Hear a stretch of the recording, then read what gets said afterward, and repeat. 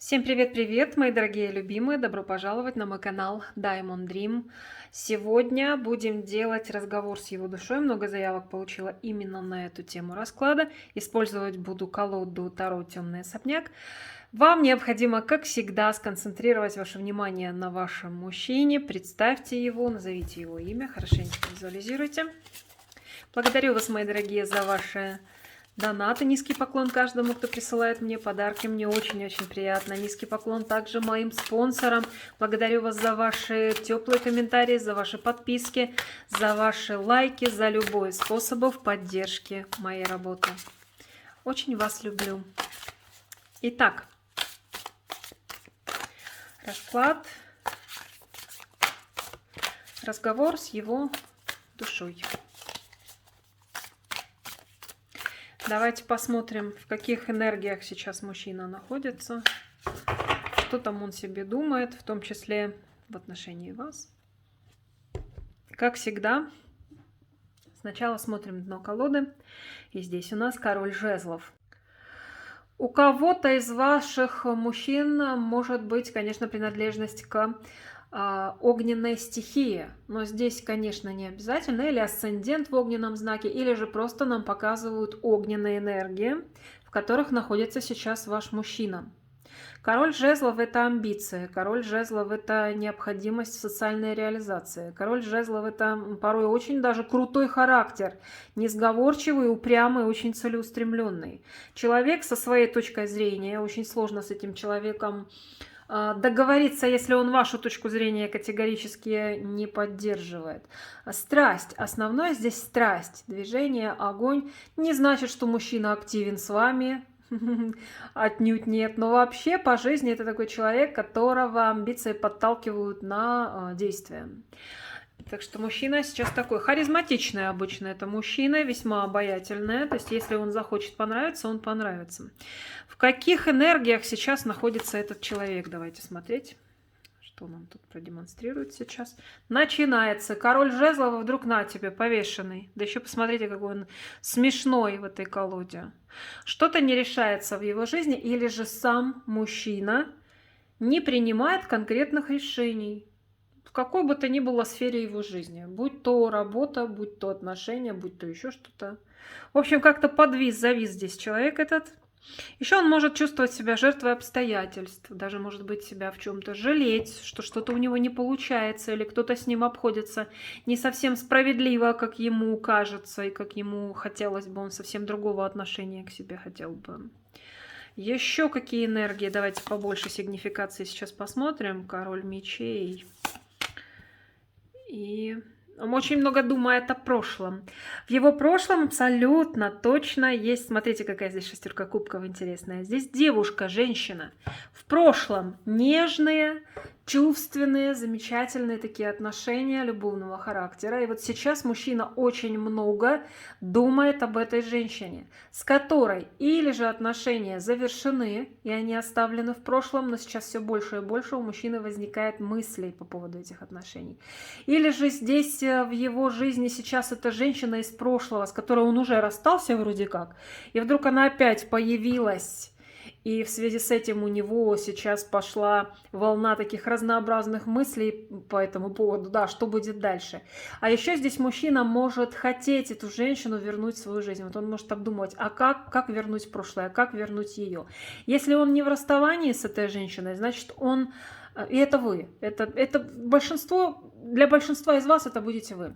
Если вы продолжаете с ним отношения, то значит он... думает о том, а как вернуть ту любовь, ту нежность, которая была когда-то в прошлом. В прошлом вы были вот такой вот королевой кубков его, чудесной девушкой с аркана. Я так говорю, королева кубков, но давайте будем считать, что так и есть. С аркана шестерка кубков. То есть он хочет вернуть былую любовь, былые чувства, былую страсть. Ну, тут больше об эмоциях, конечно, идет. И очень много мыслей сейчас у этого мужчины об этом. Ну, давайте теперь посмотрим, Что мужчину сейчас волнует? Расскажи нам, открой нам свою душу, что тебя сейчас волнует. Ну, было бы удивительно, если бы было что-то другое. И этого мужчину постоянно волнует в первую очередь первым делом самолеты, ну а девочки потом. Хотя мысли, конечно, о женщине, но тем не менее на первом месте у него и волнение его сейчас вызывают его материальные дела.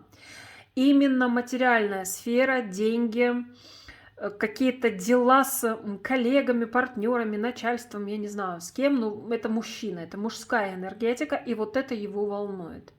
Или же сделка, или отношения деловые, или же что-то связанное, ну, в общем, что-то связанное с деньгами. Может быть, он куда-то деньги вложил или денег ожидает. И вот это его волнует сейчас. То есть дела земные, дела материальные этого товарища сейчас интересуют больше всего. Господина, как хотите его называйте. Отношение к вам. Открой нам душу свою. Как вот твоя душа говорит? Что ты чувствуешь к этой женщине? Твое отношение к ней. Аркан дурак. О, как весело. Здорово, да? Может, ты допрыгался по этому аркану, дурак? Надурачился до такой степени, что здесь что-то могло между вами произойти, и теперь вы в прошлом, и мысли о вас. Или же он боится вас потерять. Но это все из-за его легкомыслия, его некого такого поверхностного отношения к вам. Вообще, на самом деле, аркан Шут — это очень даже хороший, прекрасный аркан, в том числе и на чувства. Это неплохо. В том плане, что мужчина может быть в вас романтично влюблен. Даже если вы расстались, значит, он сейчас может вспоминать о тех временах, когда вы с ним познакомились, когда у вас только-только все начиналось, как вам было легко, как было хорошо. Как казалось, что весь мир ликует вместе с вами, потому что любовь пришла в жизнь. Романтичная влюбленность, когда не видишь недостатков в партнере в своем, все только в розовом свете. Но дело в том, что это могло быть раньше, но это может и сейчас мужчину такой теплой волной накрыть. Вот такое отношение к вам. И воспоминание о том, как было в начале, как будто он обнулился. Вспоминает о том, а как было в самом начале. Это вызывает у него самые позитивные эмоции, мысли и чувства. Давайте спросим, а что думает твоя буйная головушка? Душа нам твоя расскажет точно о той женщине, которая смотрит сейчас расклад. Почему? Он думает о том, что вот этот, смотрите, все начиналось по дураку, все начиналось легко, все начиналось романтично, все начиналось красиво, а потом как-то очень даже незаметно все обросло проблемами. Ибо обросло проблемами до такой степени, что вы с ним вместе просто вот реально зашли в тупик. Смотрите, девушка здесь с закрытыми повязкой глазами сидит, подпирает подбородок. Представьте себе, что я прямо сейчас вот в такой позе сижу. Только с открытыми глазами. Почему-то я об этом подумала. Надо же. Так же держу сейчас руку. Все, убрала. Вот в такой она сейчас позе находится, да, в таком положении, с закрытыми глазами эта девушка, и дальше не знает, куда двигаться. Почему? А посмотрите, сколько проблем у вас возникло в отношениях. То есть этот дурак, этот шут, нулевой аркан, романтизм, влюбленность, в итоге все это обросло большим количеством сложностей. И вот он считает, что сейчас для вас эти отношения тяжелое бремя. Вы его несете, тащите на своей спине, на своих плечах. Но куда вы это несете и все тащите, непонятно. Если вы расстались с этим мужчиной, то он может думать, что расставание состоялось именно из-за того, что накопилось вот такой накопился груз. И сейчас вы, ни он, вы тоже не понимаете, а что будет дальше. Кто для тебя эта женщина? Пусть твоя душа нам поведает. Кто для тебя женщина, которая смотрит сегодня расклад? Страсть, яркость, да, если так можно сказать. Самые яркие, самые активные, красивые такие эмоции, возбуждающие воображение. Вы, кстати, дали этому мужчине толчок для развития вообще. А с вами в отношениях он развивался или развивается, если вы с ним продолжаете отношения. Вот кто вы для него? Вы для него как катализатор очень важных процессов в его жизни происходящих. Вы его вдохновитель. Вы как горючее для его мотора. Вот кто вы. Вечный двигатель его прогресса – это вы. Вы та женщина, которая дает ему стимул для развития. Вот кто вы для него. Представьте себе, это, между прочим, очень даже сильно сказано. Давай-ка расскажи нам, пожалуйста, что в этой женщине тебе особенно нравится. Пусть душа твоя откроет нам это. Что тебе нравится в ней? С вами он меняется. Он трансформируется, он становится другим, он меняется в лучшую сторону. Он мудреет, он становится более зрелым, он по-другому начинает смотреть на ситуации, на обстоятельства, на отношения, на свое отношение к тем или иным ситуациям. В общем, здесь происходит очень-очень-очень серьезный процесс трансформации мужчины. Он меняется, и он это прекрасно осознает, понимает. Еще ему очень нравится в вас, что вы человек верный по натуре, и он это понимает. Что если вы любите, то вы любите. И вряд ли вы будете искать кого-то на стороне, ну, он так считает, если у вас действительно есть чувства. То есть вам можно доверять. По 13-му аркану вообще людям нужно и, конечно, можно. И можно, и нужно доверять, потому что это люди надежные, это люди такие, на которых можно положиться. Вот это ему очень вас нравится. Ну а что, расскажи нам, твоя душа расскажет о том, что не нравится в этой женщине. И если вы любите выпить, ему может это не нравится.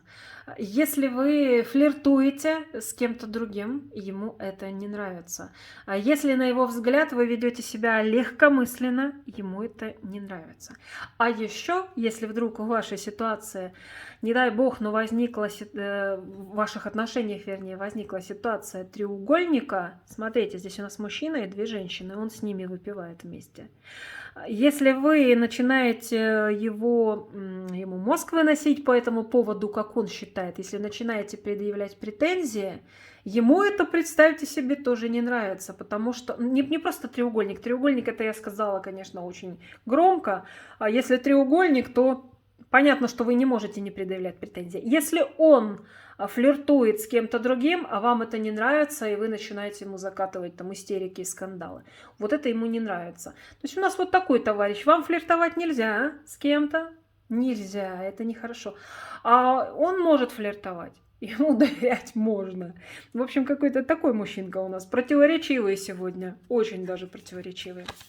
Ну, скажи, душа нашего мужчины, ты видишь перспективы отношений с этой женщиной? Что твоя душа вообще говорит? Душа обманщика и манипулятора. Вот какая душа у этого человека. Но несмотря на это, девочки, несмотря на то, что он у вас хитрец, у многих из вас, к сожалению, обманщик. У многих из вас еще тот манипулятор. Плут, в общем, этот мужчина. Однако у него есть искреннее чувство к вам. И несмотря на всю свою вот такую сущность, он прекрасно понимает, кто он и какой он. Изворотливый, хитрый, мужчина, знающий, вернее, учитывающий исключительно свои интересы, удовлетворяющий свои интересы. У него на первом месте он и его интересы. Может обманывать, может как-то там изворачиваться, может... любых сюрпризов от него можно ожидать от этого человека. Однако же, при всем этом он понимает, что вы его натуру видите, возможно, уже раскусили давно, его раскололи. Но чувства между вами взаимные, они есть, безусловно. Чувства здесь есть. Поэтому он будущее видит. И несмотря на то, что я сказала, даже если, не дай бог, но у вас была измена с его стороны, с вашей стороны, или же много неправды, и он был пойман множество раз на неправде. Однако же он считает, что он вам все равно очень нужен, вы нужны ему. Смотрите, как здесь пара. Свадьба. И здесь речь о том, что вы друг другу нужны, несмотря на все эти подводные камни, которые мы сейчас с вами обсудили.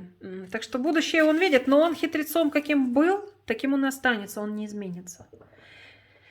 Этот человек вряд ли изменится. Я не знаю, что тут должно произойти для того, чтобы он свою тактику поведения сменил. Что твоя душа хочет сейчас сказать от души к душе твоей женщине? Той женщине, которая смотрит этот расклад. Что твоя душа хочет сказать?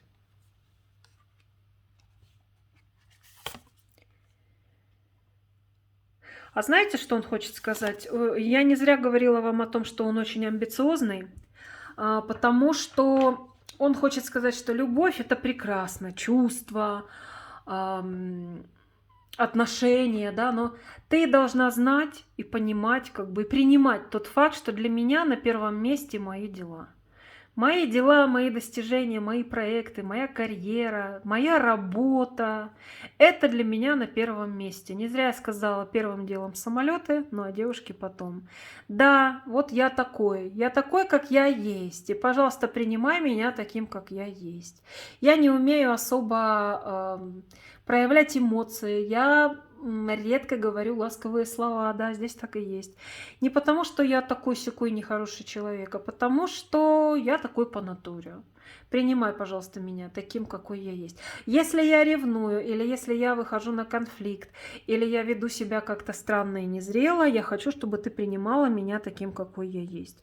В душе я очень хороший человек, говорит он вам. Неважно, там я хитрый, лжец и так далее, он не считает это за пороки и за какие-то нехорошие черты. Все он считает в жизни. Когда-то лгут, когда-то изворачиваются, когда-то эгоистичные очень черты характера проявляют, но он себя, в принципе, считает хорошим, таким работящим, честным достаточно человеком, не без изъянов. Да, порой ведет себя глупо, да, порой ведет себя как-то не так, как должен вести себя император, вовсе нет, как Паш Мечей ведет себя. Но он такой, так что он говорит вам: принимай меня, пожалуйста, таким, какой я есть. Я не изменюсь. Я вот такой, я уже сформировавшаяся личность полностью, и вряд ли что-то меня изменит. Или ты меня таким принимаешь, какой я есть, или нет. Ну, тут я уже как тебе помочь не могу тебе в этом. Вот это он хочет вам сказать. Ну, дает. Еще что хочет сказать его душа вам. Ты так много мне всего даешь, ты такая щедрая. Я понимаю, что я порой просто выгляжу обнаглевшим. И сейчас он таким чувствует себя, и раньше он себя чувствовал, потому что любыми уловками, любыми способами, даже глядя на вас вот этими ангельскими глазками, посмотрите, мальчик просто у нее выпрашивает денежку. Он ничего особо для этого не делает, он просто ангельскими глазками на нее смотрит, и она от всей души ему отдает все свои пентакли. У нее в сумке было 6 пентаклей, у него уже 3, она подает 4, еще 2 осталось, она и эти 2 ему отдаст. Вот он хочет вам сказать, что ты такая, ты щедрая, я знаю, ты всегда придешь на помощь, и более того, все, что я захочу, я от тебя получу. Девочки, делайте выводы из этого. Не обнаглевший, правда ли, здесь мужчина, реально, потому что, да, мальчик, да, ангельские глазки, но сейчас все эти денежки окажутся у мальчика, а эта дамочка останется ни с чем, с пустым кошельком. Вот он понимает, что вы такая щедрая. Наверное, вкладывались настолько в отношения, столько давали ему эмоций, а он ангельски на вас смотрел, хлопал ресничками. Ну, я шучу, конечно, я утрирую, но смысл в этом, что я вам сейчас говорю. Он это прекрасно понимает, что если он у вас чего-то попросит, вы отдадите. Чуть ли не последнюю рубашку снимете. Может быть, раньше так делали, сейчас уже перестали. Но вот этот моментик здесь однозначно присутствует. Что ты никогда ни за что этой женщине не скажешь, в чем ты не откроешь душу для нее свою? В чем? Чего это может касаться?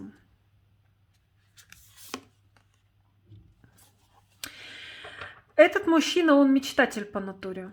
Очень много мечтаний, проектов в голове, в его мыслей разных, но он ни с кем ими делиться не будет. Очень много сокровенных вещей, очень много.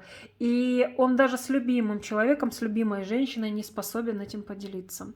Порой мечты просто какие-то фантастические у него могут быть.